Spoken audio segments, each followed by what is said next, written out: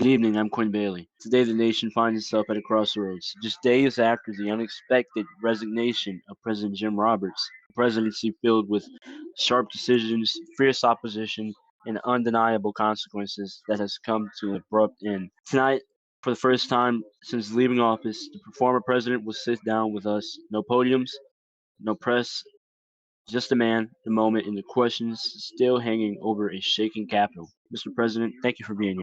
Thank you very much, Quinn. It's good to see you. So let's start off.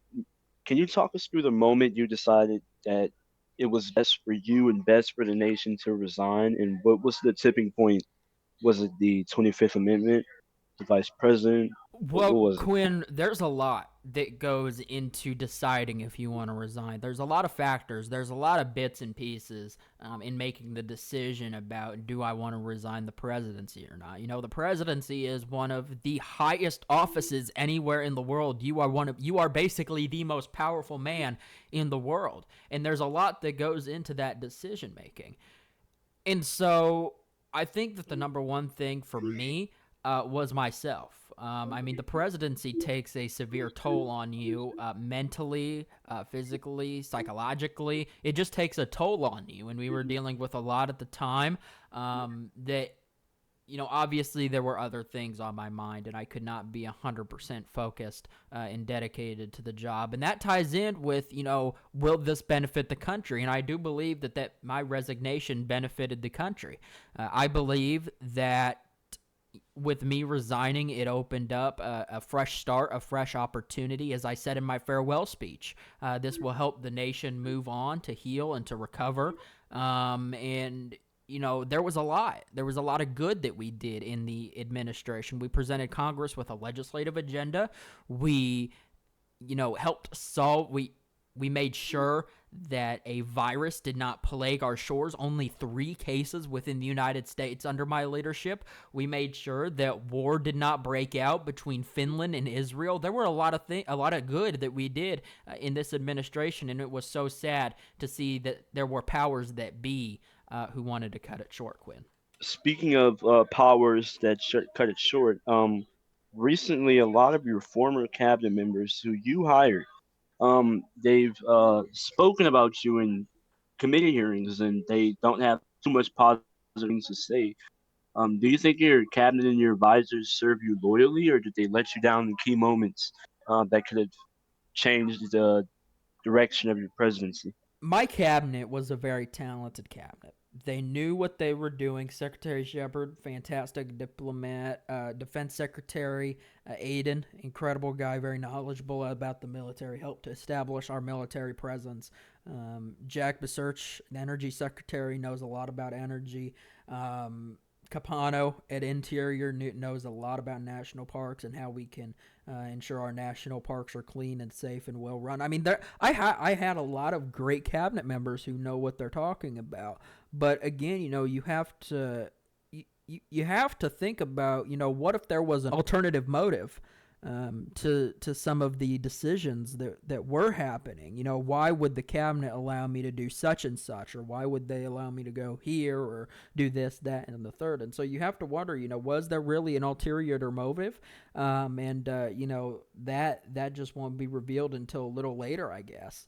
But I mean, I still do believe that my cabinet was a very talented cabinet. I do believe that they knew what they were talking about, but I believe that the way that it was executed was very, very poor. Recently, today actually, we lost the chairman of the Joint Chiefs of Staff. He's gone. The I did vice not know that. chairman of the vice chairman of the vice chief of staff of the army. Excuse me, I have to get his title right. And the expected nominee for chief of staff of the army from President Cyrus Bean, but he's submitted his resignation as well and rescinded his Wow. nomination. Um, so we're having multiple people in the military leaving, and that leads me to my next question. In the news cycle, I don't know if you know, but there's a going on, and apparently it's a military plan from your administration. according to our sources. What can you say about that? You're going to have to give me a little bit more information, Quinn. There were a lot of military documents during my time in office. All right, so this is a from an anonymous senior Israeli defense official. They made a claim to Forbes that the U.S. is planning on carrying out a limited strike on Israeli facilities and nuclear facilities as well. And the operation remains unconfirmed by Washington at this time. Like from the defense, they've yet to reach out. I've tried to get their comment. They've declined. Um, in the document, it states military plans and collateral damage reports and report attacks that they could do in Israel. I'll send it over to you. You can go ahead and look at it if you need. Sure. You recognize this document? I do. I do recognize this document, and this was a document that I had the Department of Defense make in kind of preparation. If Israel were to do something or make a move on the United States, because that is what it was looking like from what our intelligence was saying. That's kind of looked like that's what they were going to do. And so I did tell the Department of, because the number one job as president of the United States is to make sure that every American citizen is safe, no matter what. And so, yes, I did have the Department of Defense create this document just in case Israel were to make a move on American citizens and harm American citizens, whether here on American soil or internationally. Because, again, my number one job as president is to make sure that all Americans are safe and protected. And if that means if that meant military action against Israel, it meant military action against Israel. But we had to be prepared for all scenarios. What advice do you have to say to President Bean, coming from a former president?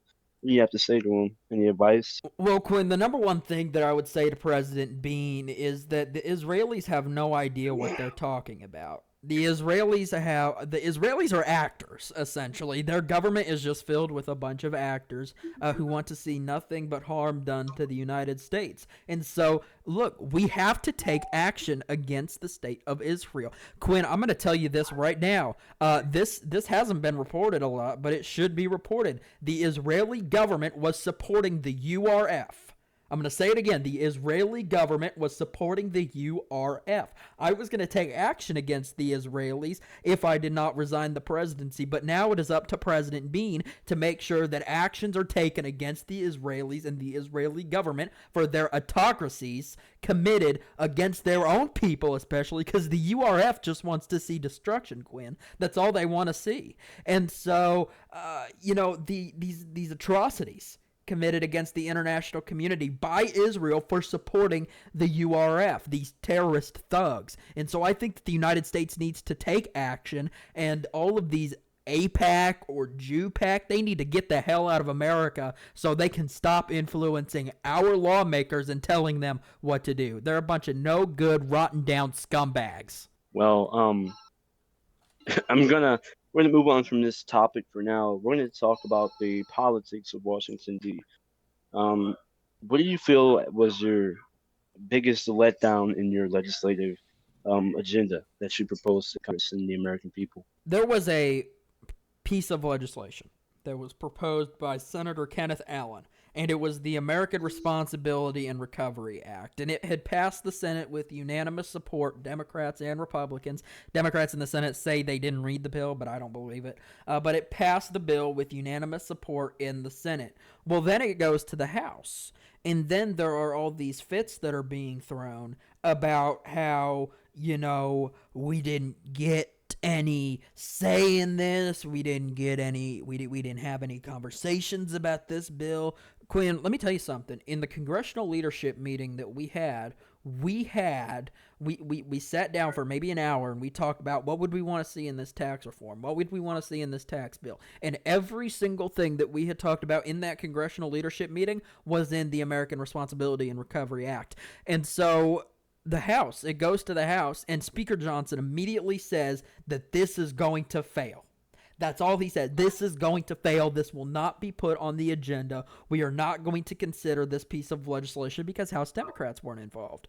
Well, the problem, Quinn, is that, if there's a problem with a bill, then why can you not propose amendments to said bill? Right? And that's what I tried to encourage Speaker Johnson to do. But obviously, he did not want to do that. He did not want to listen, which, if that's his prerogative, that's fine. It's his house. But again, if there's something that you think is wrong with the bill, then you should propose amendments to it instead of one, not putting it on the docket, or two, failing it altogether. I think that was the biggest letdown of my administration because that is what Republicans were going to run off of in the 2026 midterms.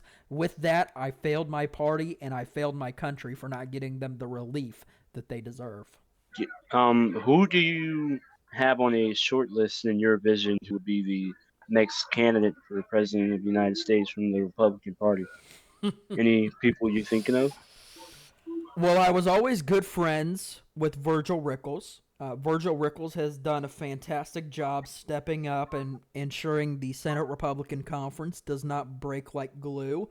James Sims has also been a fantastic leader of the Senate Republicans. So the President pro tempore and Senate Majority Leader are two very fantastic individuals with incredible leadership skills. And I think that one of the two of them would make a fine president. How big of a part did religion play in your presidency, in your day to day life, etc.? Well, I'm sure that you can find a lot of images of me praying in the Rose Garden before any big event. So, any big executive order signing, any big event, I was usually out in the Rose Garden. I was taking a walk, I was talking to God. And so, yes, religion did play a very big part in it. And it was also, religion also did play a big part in my decision to resign as well. Because like God, like Christ says, there is a time and a place for everything, and so I believe that there is a greater purpose. I do believe that there is a greater plan. What that plan is, only time will tell. How did you handle the moments when the public was against you? How did you manage that situation? Because I know you had a lot of controversies. Your name was a lot in the news a lot, and it wasn't very much in a good manner. Mm-hmm. What do you have to say about that previous experience? Well, Quinn, in the show, Madam Secretary, the Secretary of State becomes president, and she says the country is going to hate you 40% of any given time. And I really did apply that logic as well. No matter what you do, 40% of the country is going to hate you at any given time. And so whether it be party differences, ideological differences, any type of difference, 40% of the country is going to hate you at any given time. I think mine was a little bit bigger than 40%, but there's always going to be a percentage of the country that hates you at any given time. But you just have to remember that the American people gave you a mandate. And they gave you a mandate to lead, and that's what I went into the Oval Office to do every single day. I went in there to lead. Would you take the job again if the chance came? Quinn, if the American people call me back to serve, I will serve the American people. Well, there it is, America. Another exclusive Forbes interview. I want to thank Mr. President, and I want to thank Forbes for this opportunity to sit down and have this conversation. Until next time, America.